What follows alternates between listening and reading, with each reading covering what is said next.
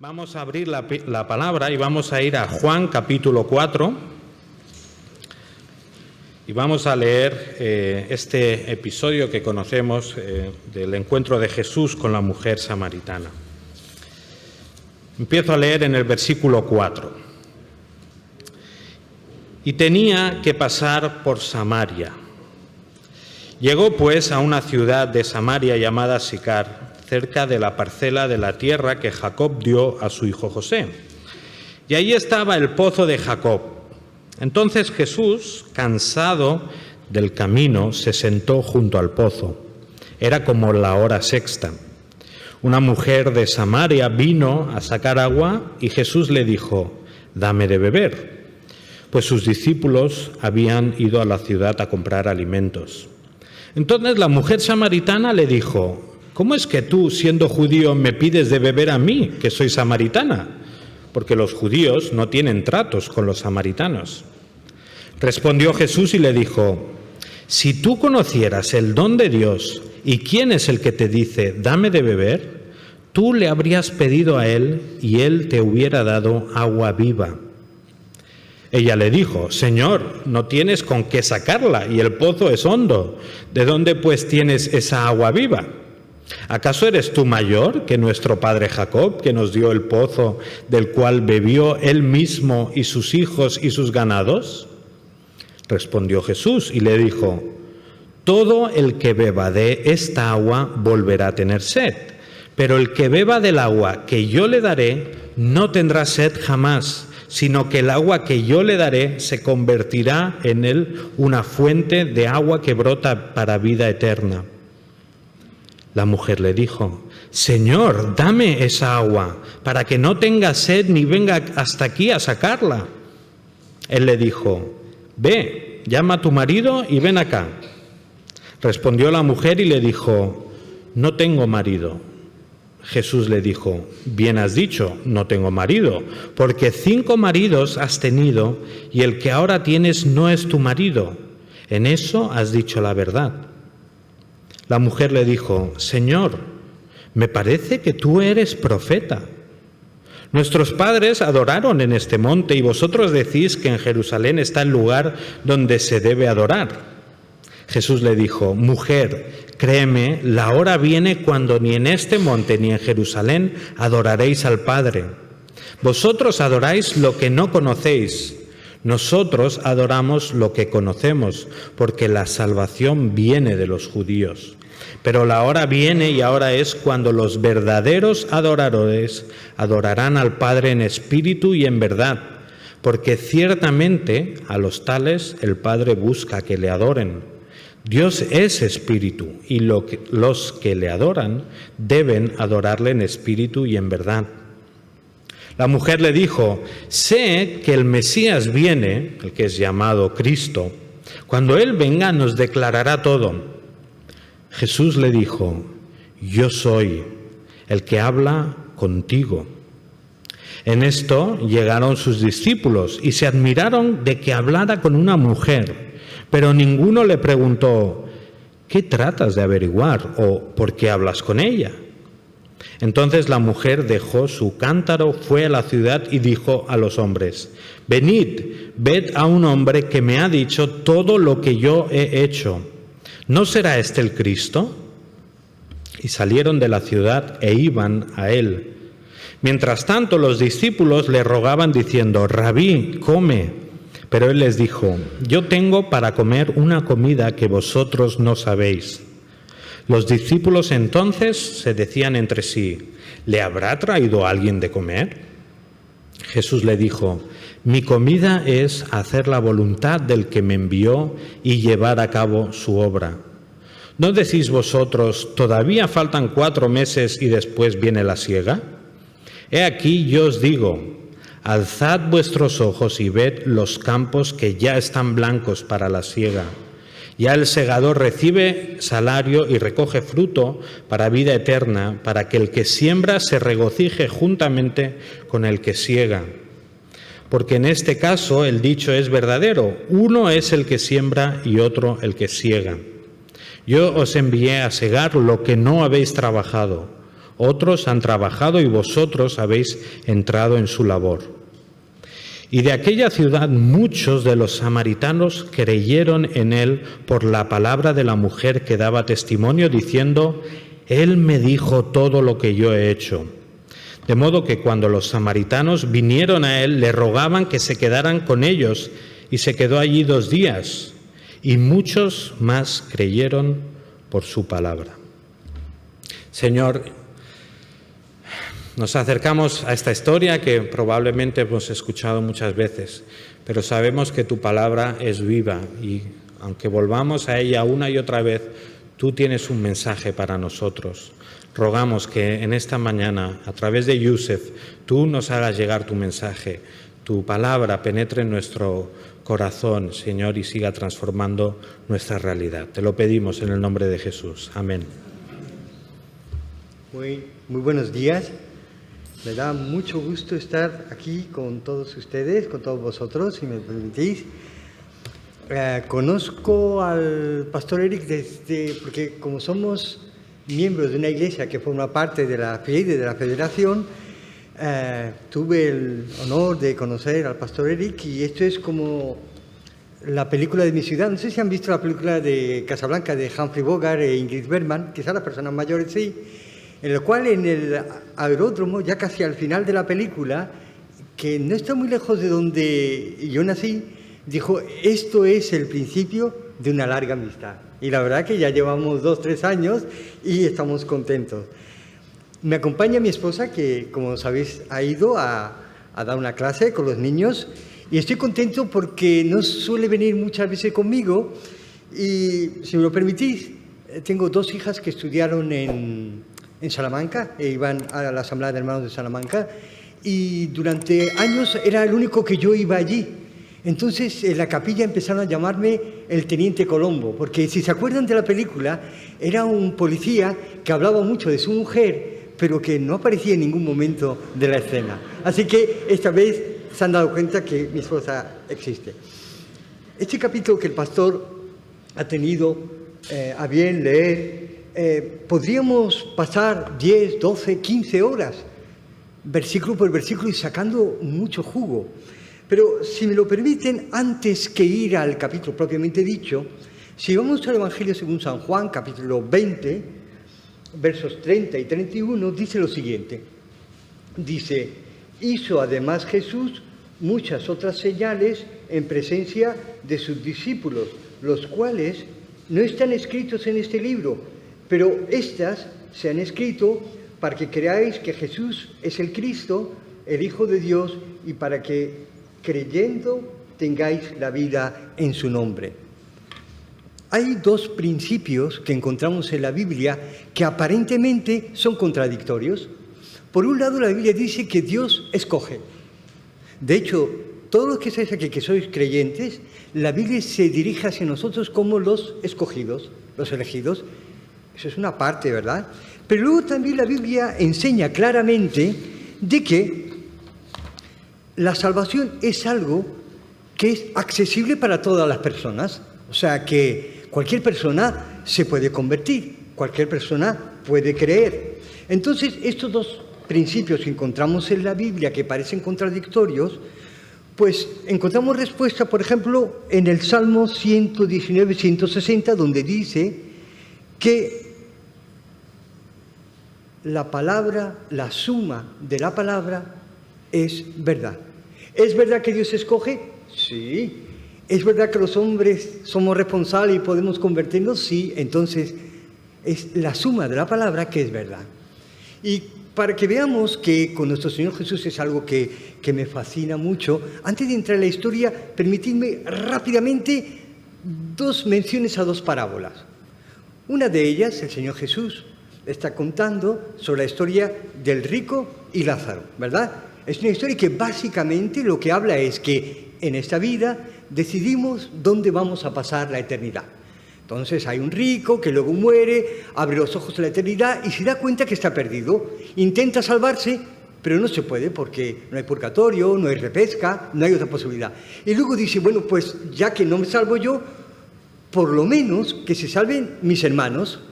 Entonces está Abraham, está Lázaro, y le dice, mira, tienen a Moisés y a los profetas. Dice, no, que vaya alguien que haya resucitado de entre los muertos, ¿verdad? Y así creerán. Pero Abraham dice que no, que tienen a Moisés y a los profetas. Mucha gente aquí en Vilanova puede decir, no, es que hasta que no veamos una persona que resucite de entre los muertos, pues no vamos a creer. Lo curioso es que semanas después, meses después, otro Lázaro muere. Curioso, ¿eh? Un Lázaro en la parábola, un Lázaro amigo de Jesús. Y el Señor Jesús lo resucita. Pues a lo mejor el rico tenía razón, ahora todo el mundo se va a convertir. Pues no. Se deciden dos barbaridades. Una, matar al Señor Jesús, el dador de la vida. Otra decisión es matar a la evidencia de que Dios puede resucitar a las muertes, que es a Lázaro. Por lo tanto, cuando uno no cree, es porque no quiere. Porque se ha escrito esto para que la gente pueda creer.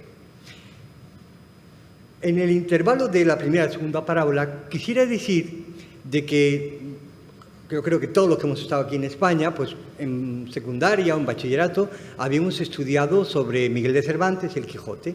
Entonces, Miguel de Cervantes escribe el Quijote, ¿verdad? Por una sencilla razón, pues había muchas novelas de caballería, de dragones, cosas que no sirven para nada.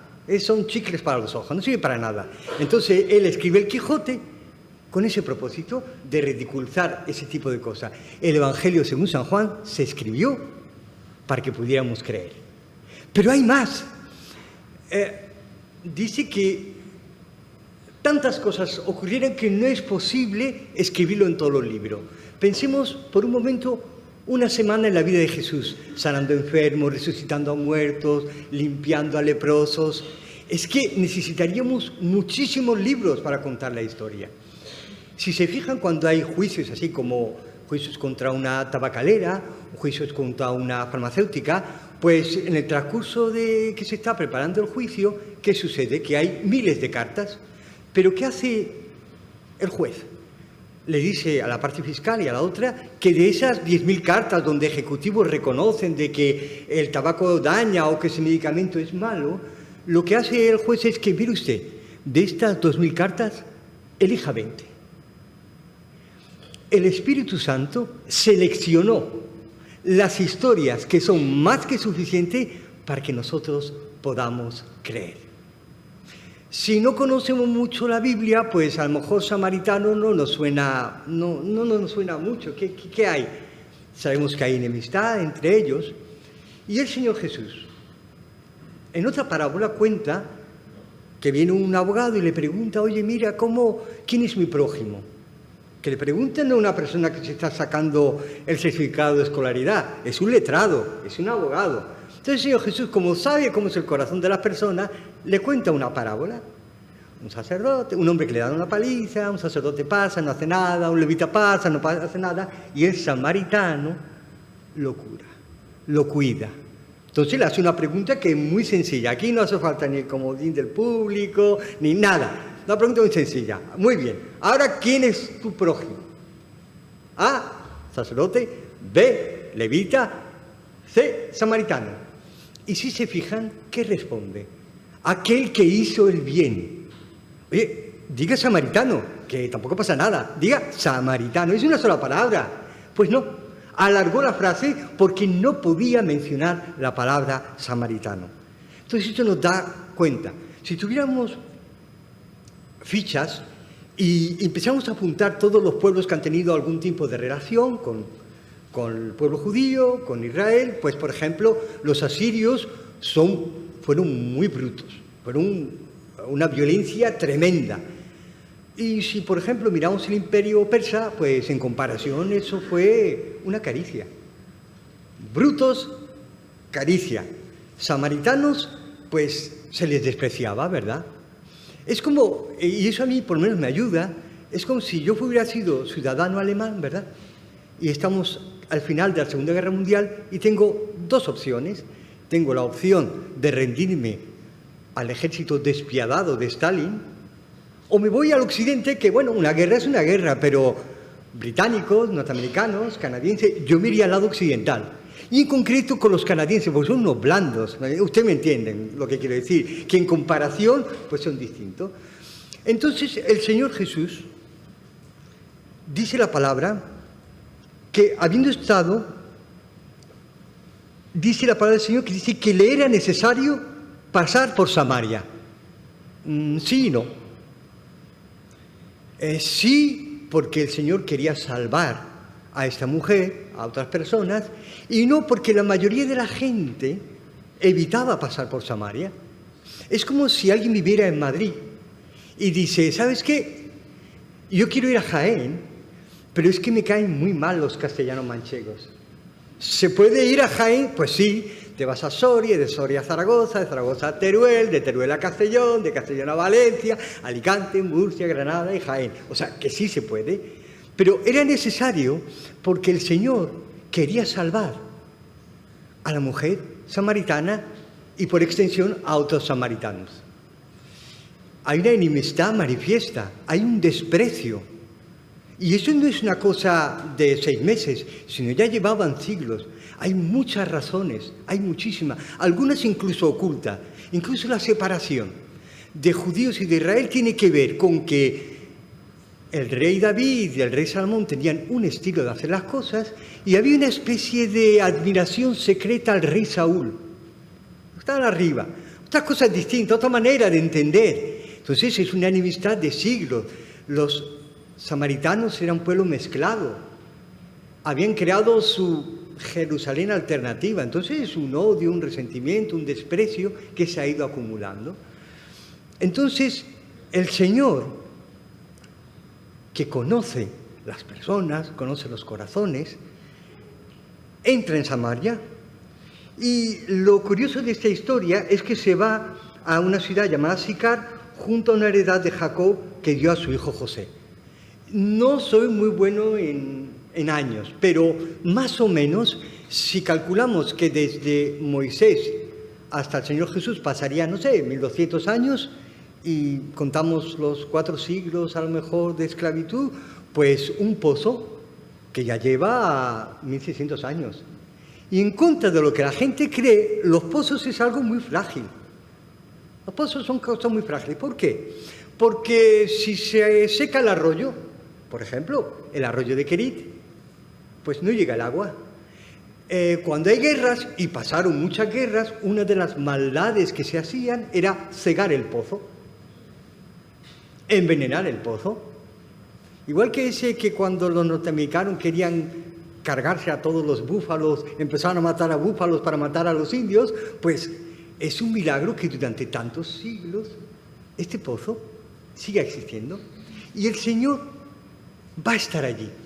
Y lo bueno de la soberanía de Dios, estamos aquí, ¿verdad?, en Vilanova, son las 12:10. En este momento el Señor sabe quién ha suspendido un examen, quién ha discutido con su mujer, quién está pensando en emigrar, quién quiere divorciarse. Dios lo sabe. Dios es soberano.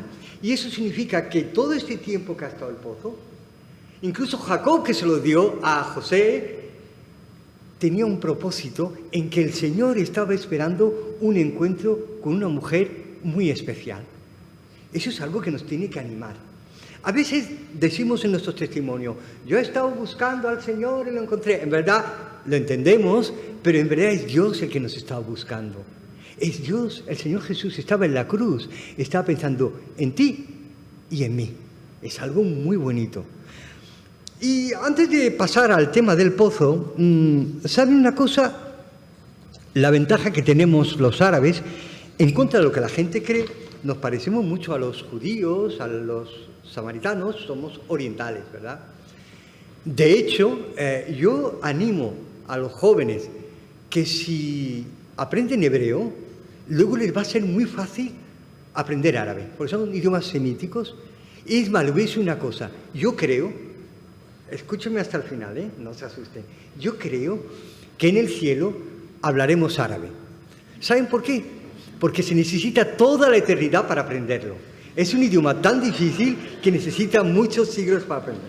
Bueno, la cosa es que, hablando de lo que es la lógica de las cosas, la gente se levanta temprano allí cuando en las zonas rurales de Marruecos se levantan muy temprano, a eso de las 6, 7 de la mañana, y van a un pozo.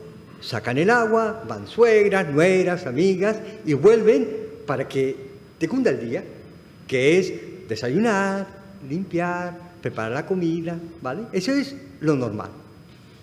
Pero aquí tenemos una mujer que va sobre la hora sexta, entre las 12, 12 y media, 1, o sea que ya ha perdido varias horas a buscar agua.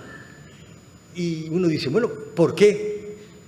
Bueno, hay razones que nos pueden dar a pensar lo siguiente.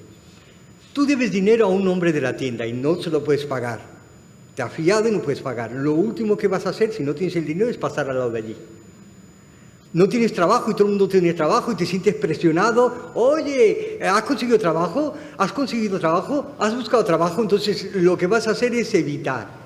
Y si una persona que ha tenido 5 esposos y está viviendo con una persona, y no estamos hablando de una ciudad, ¿qué diría yo?, griega o una ciudad romana, donde es un problema, estamos hablando de una sociedad oriental conservadora, va a otra hora para evitar los comentarios. O sea, sabe que ha obrado mal, sabe que está viviendo en desorden, pero quiere evitar los comentarios y esas conversaciones que no te llevan a ningún lado. Llega la mujer y yo estoy viendo esa imagen, está acercándose la mujer y ve a alguien. Vaya, yo que he venido hasta ahora y hay alguien. Y empieza una conversación preciosa entre una mujer que tiene el doble o el triple, ¿cómo diría yo? Tres problemas. Uno, que los samaritanos ya tienen ese complejo de que son despreciados por los judíos.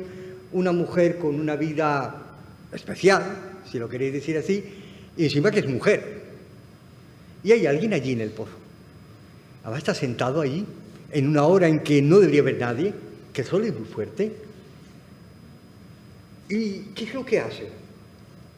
El Señor Jesús le pide agua. Le pide agua. Claro. Usted me pide agua y ni siquiera tiene el recipiente para sacar agua. Y aquí pasa una cosa muy interesante, y es que mientras que el Señor Jesús está hablando con la mujer samaritana, pues pasan muchas cosas por la mente de nosotros y de las personas. Oye, este hombre me está preguntando cosas, no me conoce de nada, me está pidiendo agua, y le dice, vamos a ver, ¿cómo siendo judío me pides a mí de beber que soy mujer samaritana? Aquí vuelve a recordarnos San Juan que judíos y samaritanos no se trataban entre sí. Entonces aquí hay un versículo precioso que dice, respondió Jesús, le dijo, si conocieras el don de Dios y quién es el que te dice, dame de beber, tú le pedirías y él te daría agua viva. Tenemos en nuestra vida un montón de problemas, ¿qué diría yo?, ni siquiera secundarios, comparado con la eternidad, de novena categoría. Tenemos el problema del paro, tenemos el trabajo de la enfermedad, tenemos una serie de problemas, obstáculos y dificultades, pero no son nada comparado, ¿verdad?, con la vida eterna que nos espera. Entonces esta mujer está enfocada en su problema, que es, menuda vida, casi todos los días tengo que venir a una hora intempestiva, menuda vida tengo problemas, y ahora viene una persona y quiere que yo le dé agua cuando yo lo que quiero es tomar mi agua e irme a mi casa. Pero esa es la cosa, ella no sabe con quién está hablando. Si se fijan en Juan capítulo 9, el ciego que ve, pues va evolucionando hasta que llega a la conclusión de que Jesús es el Hijo de Dios. Aquel hombre, ese profeta, el que me abrió los ojos, el Hijo de Dios, y luego se da cuenta que es Dios, ¿verdad? Es todo un proceso. Entonces el Señor Jesús quiere revelarse a la mujer samaritana. La necesidad de un Salvador. Le está diciendo, tú dame de esta agua que en verdad no la necesita. Sí, el Señor Jesús pasó 40 días de ayuno. ¿Ustedes creen que unas horas, en verdad, no la necesitaba tanto? Pero aún así le pide agua. Y hay una cosa muy bonita que vemos en el Señor Jesús, que no hay necesidad que nosotros hayamos tenido, que no la haya vivido. Hambre, la ha pasado. Sed, la ha pasado. Traición de su mejor amigo, Judas Iscariote, la ha pasado. Entonces tenemos un sacerdote que nos entiende. ¿Saben? Tenemos una ministra de Economía en Marruecos, una mujer brillante, que está cambiando mucho el país, hasta tal punto que se están creando ferrocarriles, estaciones de autobuses, bueno, por el mundial y por lo que no es el mundial. Pero esta mujer, que es una buena persona, es una política brillante, tiene un problema. Ella es una mujer que es de una familia rica. Ella estudió luego el doctorado en Francia, donde tenía chofer, tenía guardaespaldas, porque es una de las familias más ricas. Entonces, ella no sabe lo que es hacer cola para ver al médico, lo que es hacer cola para comprar el pan, lo que cuesta el pan. Ella no lo sabe. Pero con el Señor Jesús sí que sabe. El Señor Jesús sabe todo. Sabe incluso de nuestras tentaciones. Con una gran ventaja es que nosotros a veces, cuando la tentación en teoría es fuerte, a veces cedemos y pecamos. El Señor Jesús no pudo y no pecó. Qué maravilloso Salvador tenemos en el Señor Jesús. Entonces, respondió Jesús y le dijo: si conocieras el don de Dios y quién es el que te dice dame de beber, tú le pedirías y él te daría agua viva. La mujer le dijo: Señor, ¿no tienes con qué sacarla? El pozo es hondo y es lógico. O sea, los pozos de hace 10 años llegan a tal nivel, conforme va pasando el tiempo, pues va bajando más. ¿Dónde pues tú tienes esa agua viva? Por cierto, dámela. Resuélveme mis problemas parciales. Todo lo contrario que dijo el Señor: busca primero el reino de Dios y su justicia, y todas las cosas vendrán por añadidura. Ella está buscando el momento, lo inmediato, lo cercano. Y aquí empieza su poquita teología que sabe la mujer y dice: ¿acaso eres tú mayor que nuestro padre Jacob, que nos dio este pozo, del cual bebieron él, sus hijos y sus ganados? Lo diré de otra manera: ¿tú quién eres? ¿Con qué derecho me pides esto? Respondió Jesús y dijo: cualquiera que bebiere de esta agua volverá a tener sed. Algo que cualquier persona puede entender. No son cosas difíciles de entender. Bebes agua y volverás a tener sed.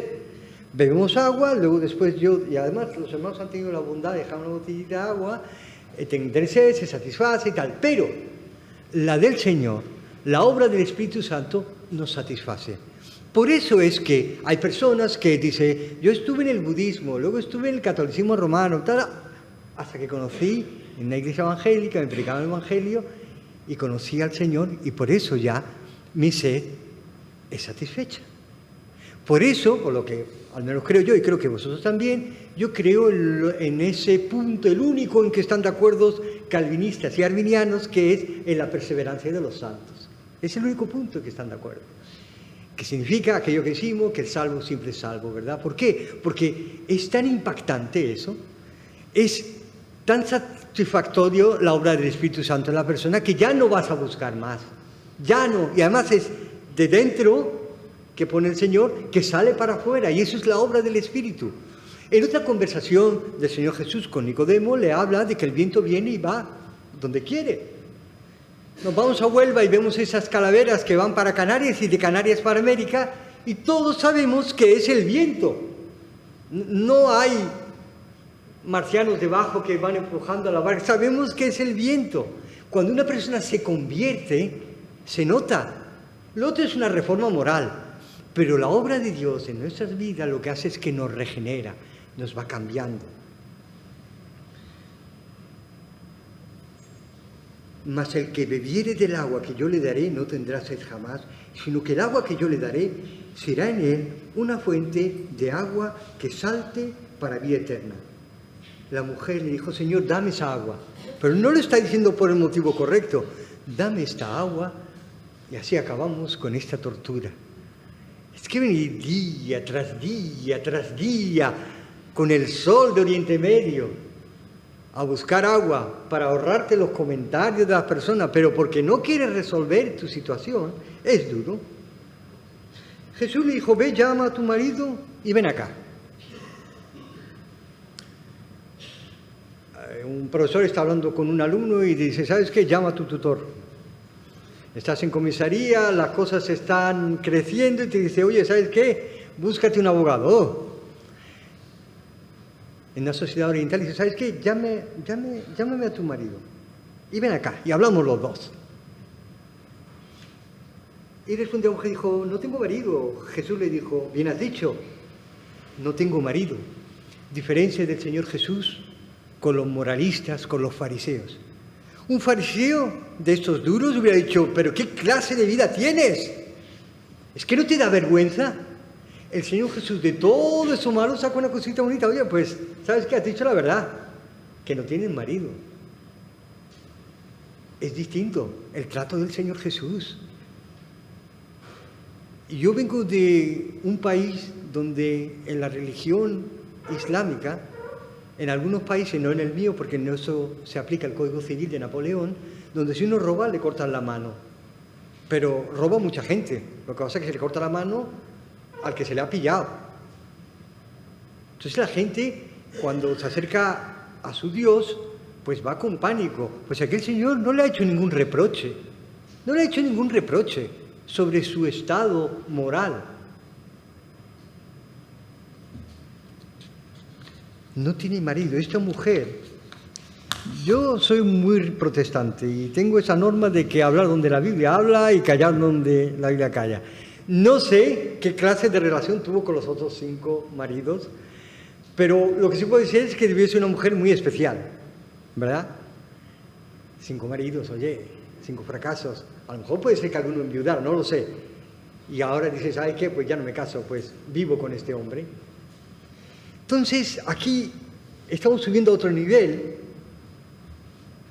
y en esta historia pasa lo siguiente, que, si me lo permitís, la mujer le dijo, Señor, dame esa agua para que no tenga yo sed. Jesús le dijo, ve, llama a tu marido. Se descubre que tiene 5 maridos, ha tenido 5 maridos y ahora vive con un hombre que no es su marido. Le dijo a lo mejor, Señor, me parece que tú eres profeta. Nuestros padres adoraron en este monte y vosotros decís que en Jerusalén es el lugar. Cuando uno analiza, oye, ¿a qué viene esto? ¿Por qué saca este tema? Yo no sé si saben que nosotros, los que hemos estudiado aquí en España, aprendimos de que un hombre muy sabio, muy inteligente, Miguel Servet, este hombre que descubrió el sistema sanguíneo, el sistema circulatorio, él acabó en la hoguera, no por sus conocimientos, sino porque era de una secta unitaria y siempre se ha juntado el nombre de Miguel Servet con Juan Calvino, siempre. Yo ya les digo que en verdad no es como la historia nos han contado. Yo pregunté a mi profesor una vez, tenía 14, 15 años, y él me dijo, le dije, profesor, y él sabía que yo era protestante, iba en un instituto español en Casablanca y él sabía que yo era evangélico, y el profesor, católico romano, yo le pregunté, oye, ¿por qué siempre se asocia a Juan Calvino con Miguel Servet y por qué se han escrito muchos libros de esta cosa? Entonces él me dijo una cosa, que es la primera parte de la historia, él dice, ¿sabes qué, Josep? Es que en verdad, y qué bueno que lo dijo un católico romano, para que no nos acusen a nosotros los protestantes dijo, ¿sabes qué, Josep? Es que desde los reyes católicos hasta la muerte del general Franco y por lo tanto la llegada de la democracia, toda la educación durante todos estos siglos ha estado en manos de la Iglesia Católica. Entonces, pues tiene una lógica. Vale, eso lo puedo entender.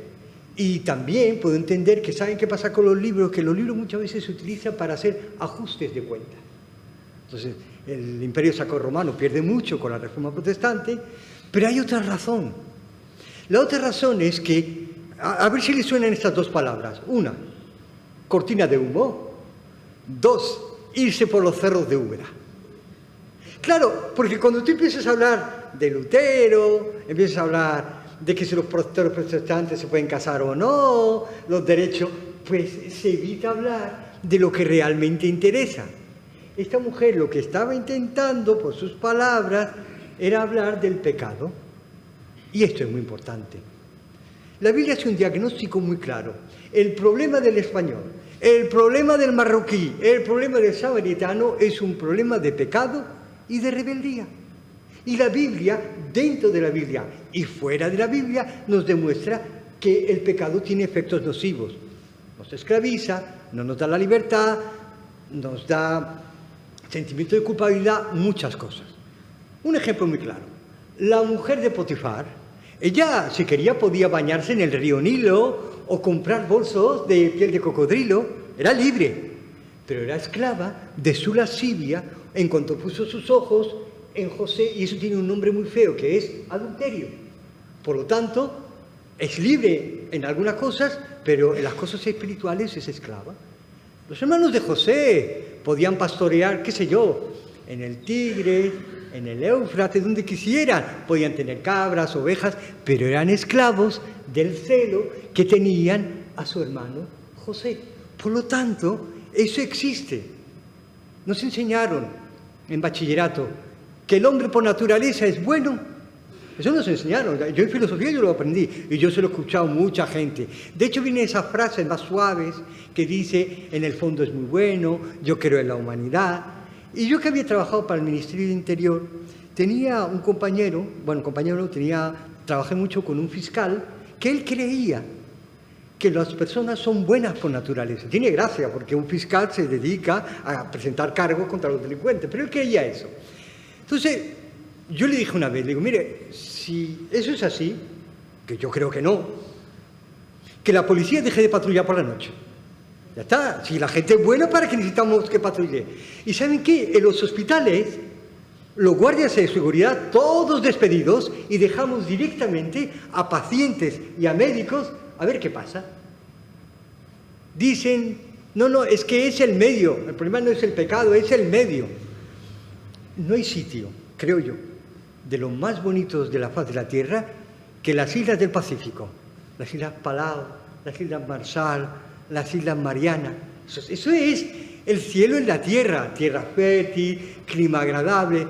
Pues en ese medio tan maravilloso, japoneses y norteamericanos en la Segunda Guerra Mundial hicieron barbaridades, más unos que otros, pero sí. Entonces se demuestra tanto que en la Biblia como fuera de la Biblia, el pecado es un problema y el Señor quiere tratar con el pecado.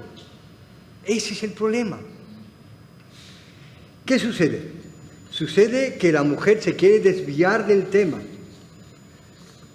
Quiere hablar, pero aún así el Señor le va a responder. El Señor le va a responder. Muy bien.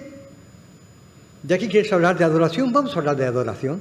Esta mañana hemos adorado al Señor.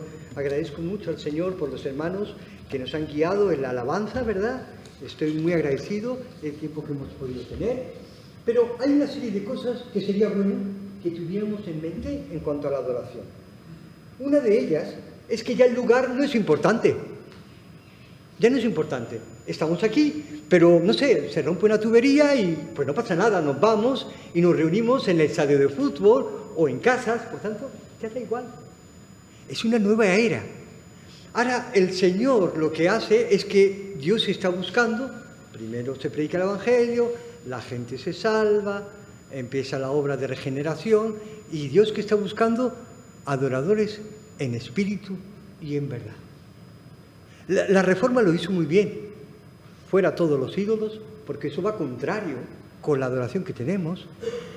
Y una de las cosas que nos preguntan los que no son protestantes, que por qué, ¿verdad?, cerramos los ojos, inclinamos la cabeza. Pues porque Dios es espíritu, ¿verdad? Cerramos los ojos. Le va explicando lo que el Señor va a hacer. Que ya no es importante que sea Jerusalén, que sea Santiago, que sea Madrid. No. Pues porque el Señor Jesús ha instaurado una nueva obra, una nueva etapa en la cual nosotros vamos a vivir. Qué cosa más preciosa.